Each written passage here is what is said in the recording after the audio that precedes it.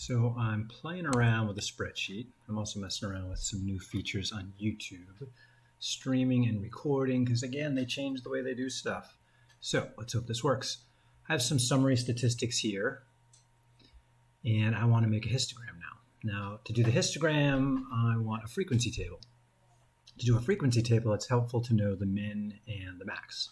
So I have a min of 3 I calculated and a max of 10. Okay, so the data values here are 7 apart total for the range. So let's go over here and we're going to set up a frequency table.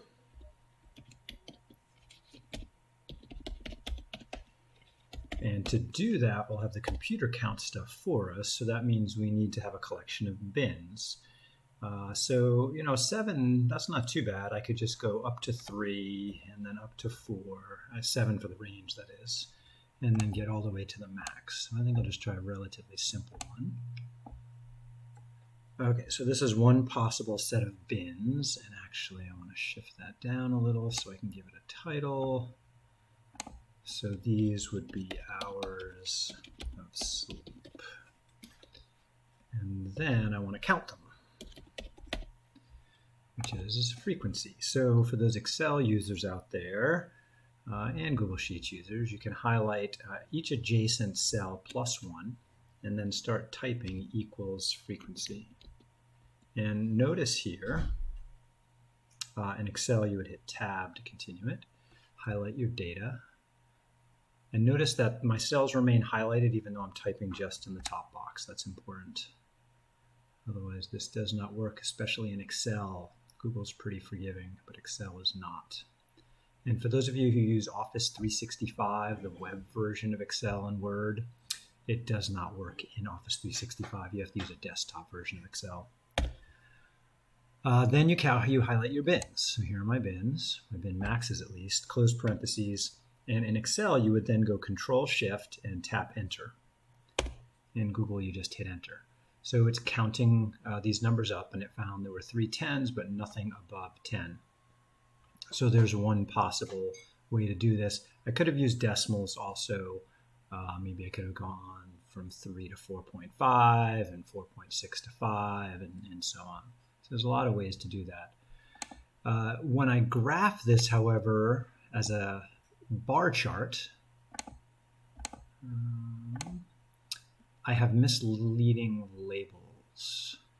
So for example, here it says 7 and here it says 8, but some of these are 7.5s. Okay, so this person we're rounding up kind of, so that those aren't quite accurate labels. So I should put some human readable bins in here. So I'm going to show you how to do that. Now normally what I do is I sneak them in between these two, but I'm just going to show you another trick. So my human readable bins for hours of sleep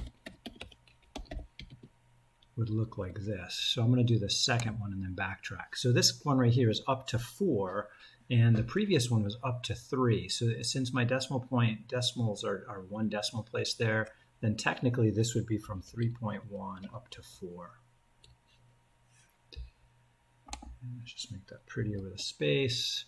So this one right here would be from 2.1 up to 3 and so on. And I usually don't start typing these till I find a histogram I like. And so usually I'll play around with some more bin numbers before I decide, but let's just go for it. So this would be 4.1 up to 5, 5.1 up to 6, oops, 6.1 up to 7, and so on.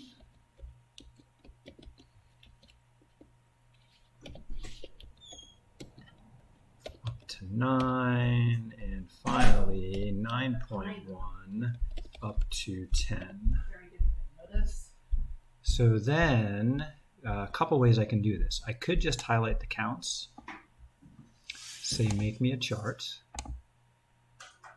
and then I can go in and add the x-axis labels. Now I can't quite see them, so I'll have to fix that.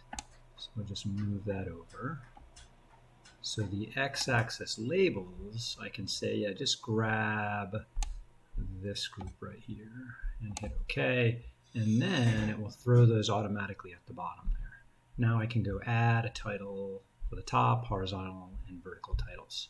So another way to make that happen instead of in 2 stages like that is you can select disjoint groups of information.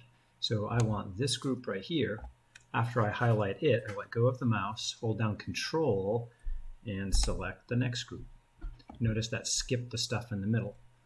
And so now I can go insert chart, and it automatically threw those numbers down there. And now I just have to go in and put some relevant titles.